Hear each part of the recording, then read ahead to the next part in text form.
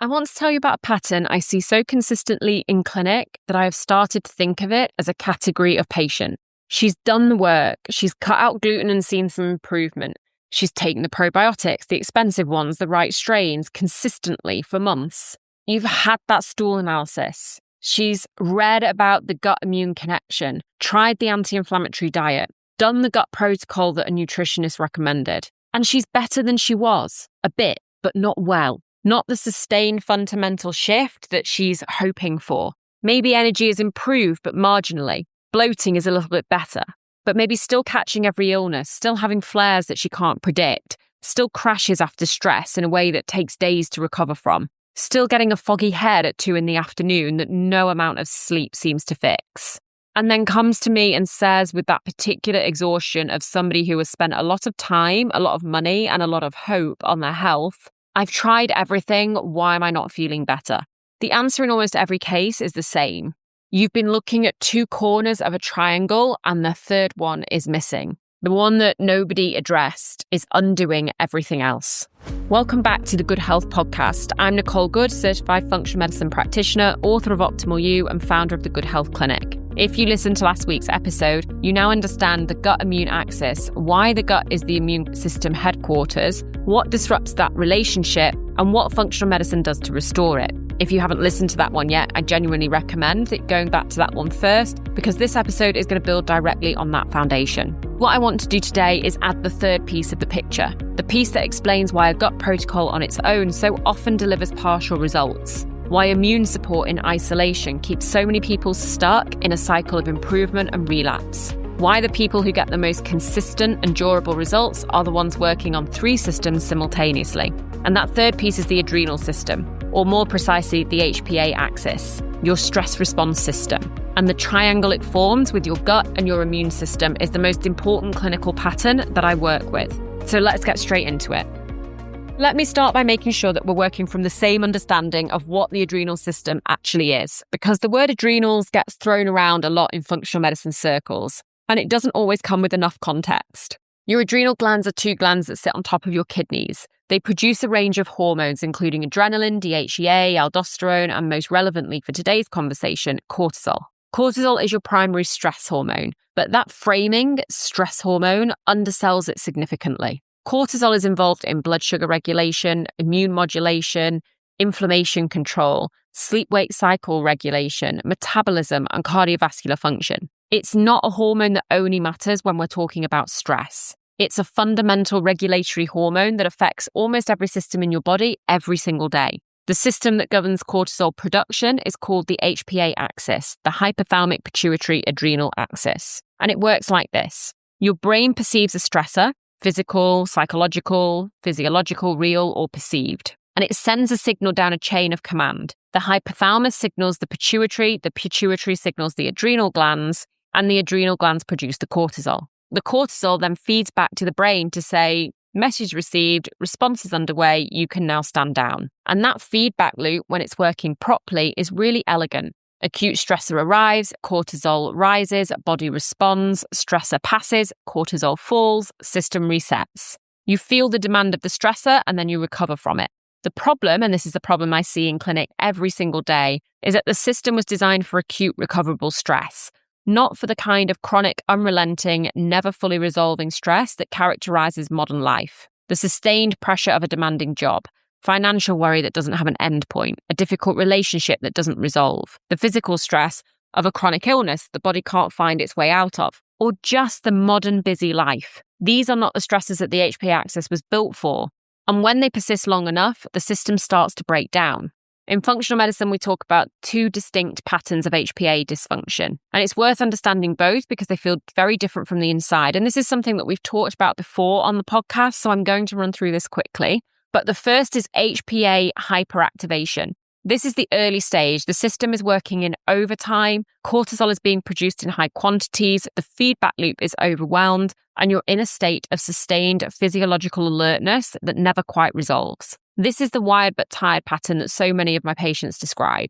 High energy at the wrong times, alert at midnight, thoughts racing at 3 a.m. in the morning, difficulty switching off, anxiety that seems disproportionate to the actual circumstances, a body that is perpetually primed for a threat that never fully arrives and never fully passes. And then second, that HPA hypoactivation. So sometimes called adrenal fatigue, though that term is contested and we'll come back to why. This tends to be the later stage. So when the system has been running at high output for a long time and it starts to fall and then flatten. Cortisol output drops. The morning cortisol spike, which is what helps you get out of bed and makes you functional, becomes blunted. You wake up exhausted. You need significant quantities of caffeine to get going. You crash in the afternoon. Small stresses feel enormous. You feel like you're running on empty in a way that rest doesn't really ever fix, because the problem isn't tiredness. It's dysregulation of that cortisol curve. Now, neither of these patterns show up on a standard GP blood test, which is one reason why they go undetected for so long. So a 4-point, 5-point salivary cortisol assessment is much better. This measures cortisol. We get like waking, mid-morning, afternoon, evening. And it's the way that we actually map the HPA rhythm in functional medicine. And when you see that curve plotted out, the pattern becomes immediately legible in a way that a single cortisol reading simply cannot show. And the number of times that I've pulled one of these test results up and I've been able to walk through the test result and say to the client, I think you will now feel like this at this time of day. At this time of day, you'll probably feel like this. And then nodding along and saying, yes, they're seeing themselves in that report. So that's the adrenal system. Now let's talk about what it does to the gut and the immune system when it goes wrong. I want to walk you through the mechanisms here with some specificity, because I think understanding exactly how this happens is what turns a vague awareness of stress is bad for your health into something genuinely actionable. So what does chronic cortisol do to the gut? Cortisol, when elevated chronically, directly damages the gut lining. It increases gut permeability by disrupting the tight junction proteins that hold the gut barrier cells together. If you listen to last week's episode, you'll remember that the gut lining is one cell thick, and the integrity of that barrier is fundamental to immune health. Chronically elevated cortisol unpicks that barrier at a cellular level.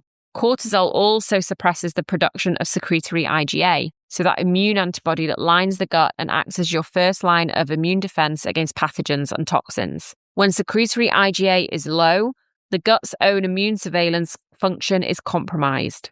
Pathogens that would normally be intercepted at the gut lining get further than they should. And cortisol also disrupts the microbiome. So the composition of the gut microbiome is regulated in part by the neuroendocrine environment, the hormonal signals that the gut receives from the brain and the body. When the cortisol signal is dysregulated, the microbiome shifts. Beneficial bacteria decrease, pathogenic bacteria increase, diversity, which is one of the most reliable markers of a healthy microbiome, tends to fall.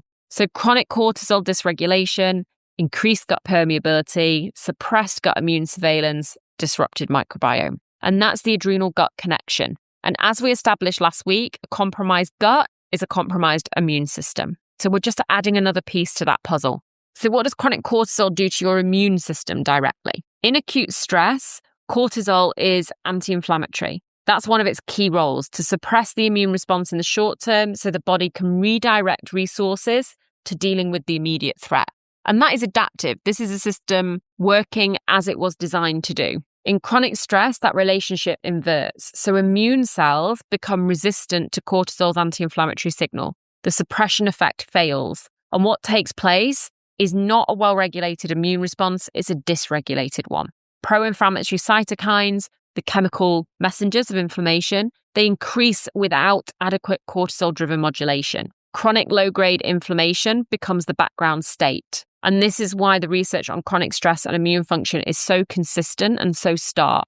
People under sustained stress have measurably higher rates of infection. They catch more illness and they take longer to recover.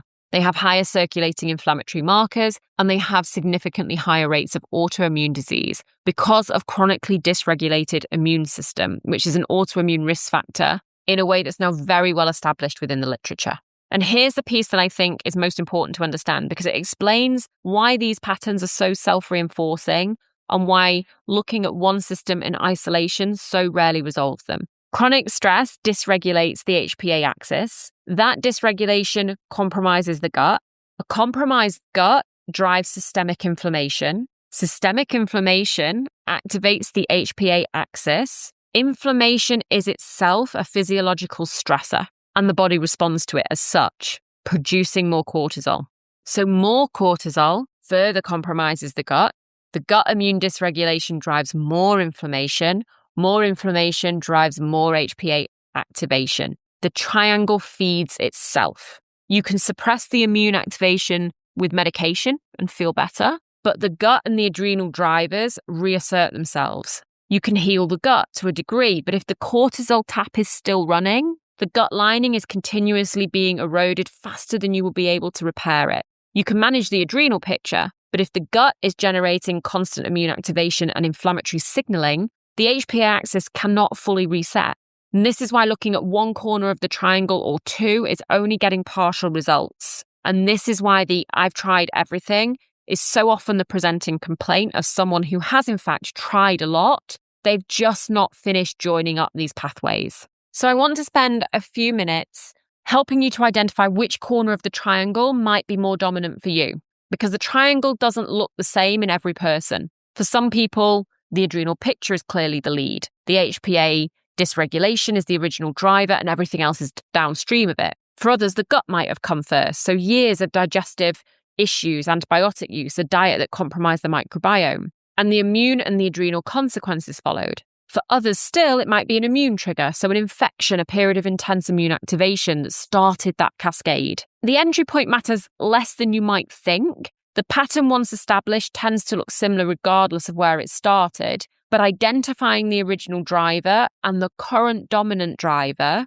shapes the sequence in which you might address things. So the adrenal dominant pattern tends to look like this. You function well under pressure until you don't. Your energy is linked tightly to your stress level. So when life is calm, you feel better. When pressure rises, you deteriorate rapidly.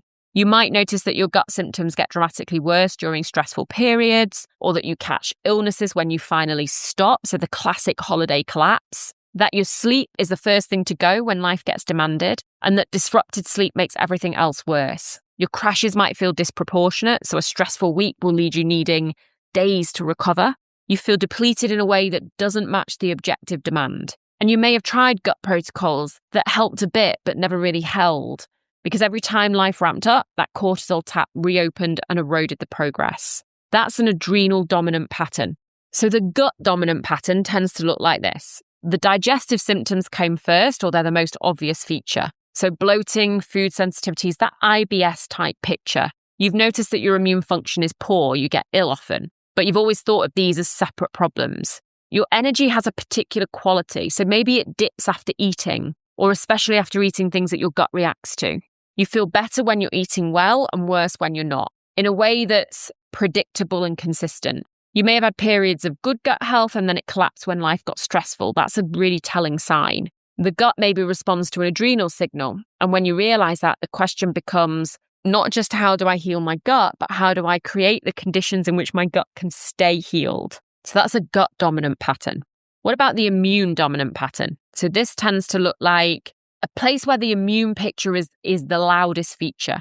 So a diagnosis or recurrent infections or chronic inflammation, a skin condition that flares unpredictably. You may not have obvious gut symptoms, which is why that gut connection is easy to miss, but you'll often find on reflection that your immune flares correlate with periods of gut disruption. So after a stomach bug, after a course of antibiotics, after a period of not eating as well or drinking more, you might also notice that your adrenal picture is more pronounced at the same time as your immune flares. So that stress reliably precedes or worsens your immune symptoms. That the pattern of your condition maps to the rhythm of your life. And that's not a coincidence.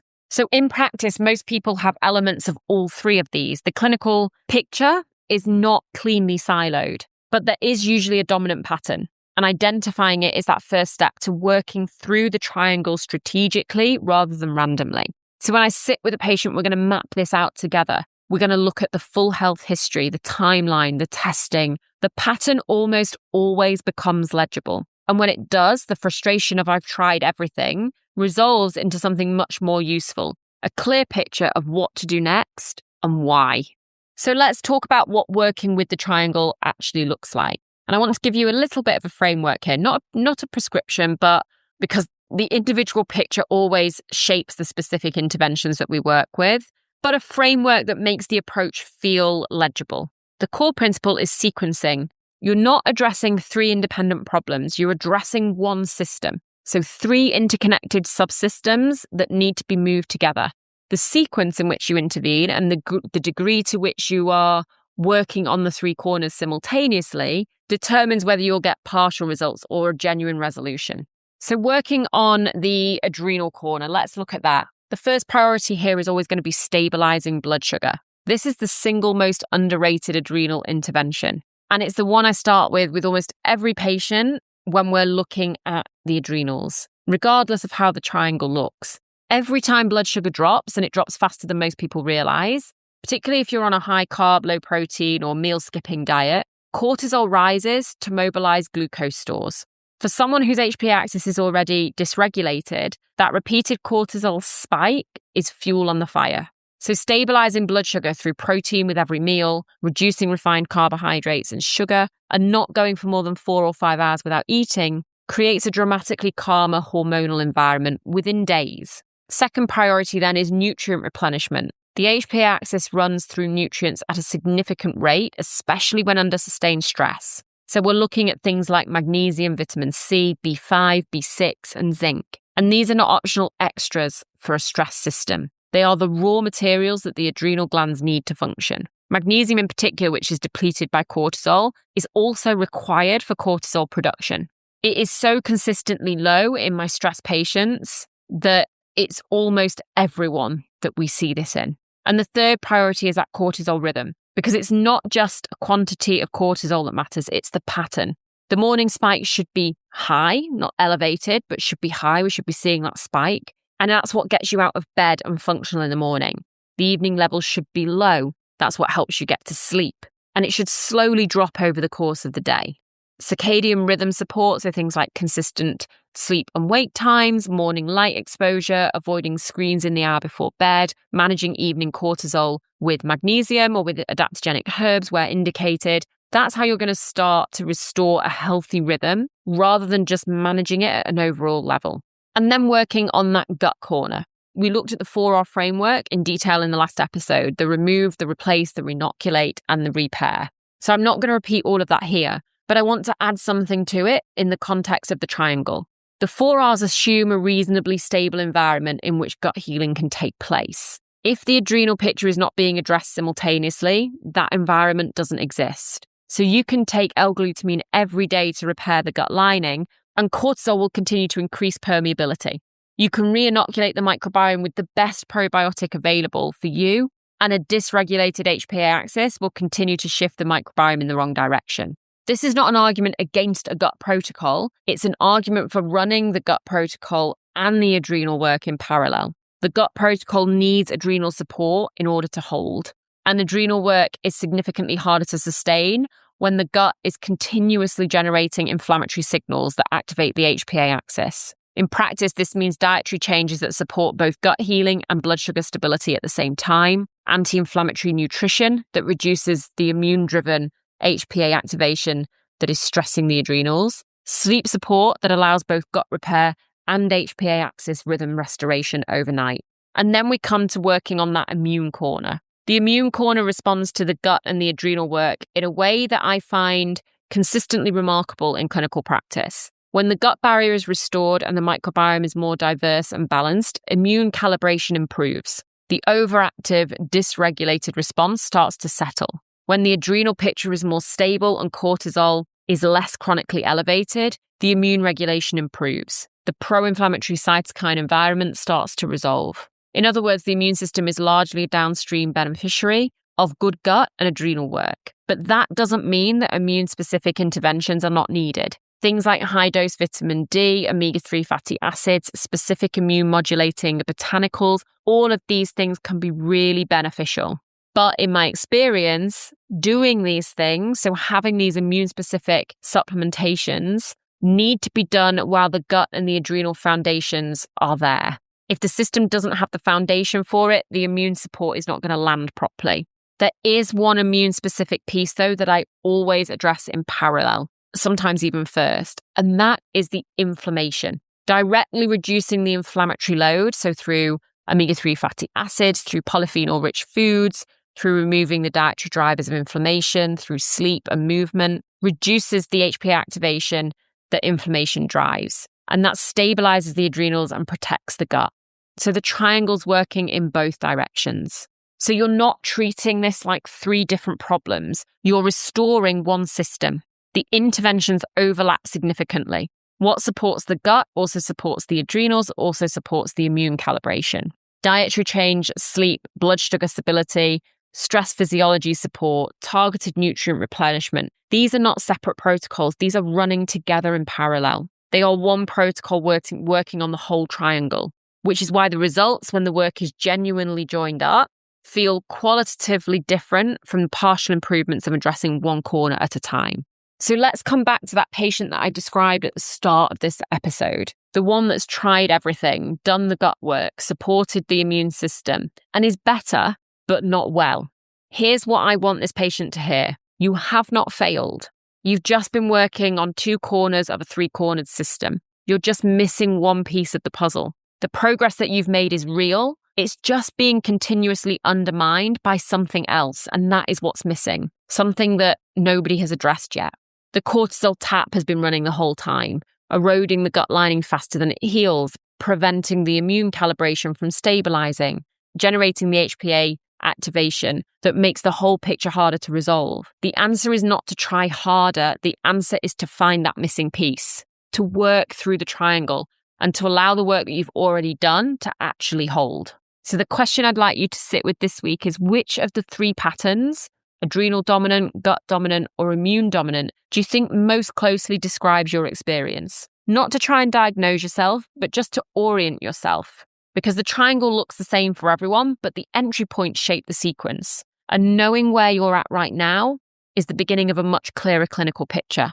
So a few things before we finish. Both the gut immune axis and the adrenal gut immune triangle are covered in Optimal You. That's my 12-pillar framework that gives you the complete picture of how these systems connect and what to do about each one. And the link to the book is in the show notes below.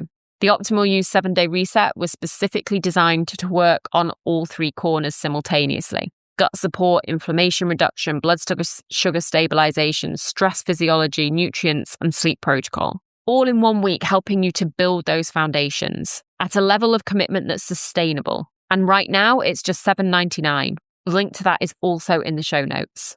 Next Monday, in the 3rd episode of this month, we go into the stress autoimmune connection and the science behind why I have never, not once, seen an autoimmune case where stress was not part of the story. It's one of the most important and consistently under-acknowledged areas of autoimmune and immune health in functional medicine. And I think it will shift something for a lot of you. So subscribe to the podcast so that you don't miss out. And if this episode has given the I've tried everything person in your life an explanation that might actually help them, then share it. That's why this podcast exists. I'll see you next Monday. You've been listening to the Good Health Podcast. I'm Nicole Good, certified functional medicine practitioner and author of Optimal You. You can find me at goodhealth.uk, GOODE, on Instagram at Good Health Clinic, and wherever you get your podcasts. Show notes and all the resources are linked below. See you next week.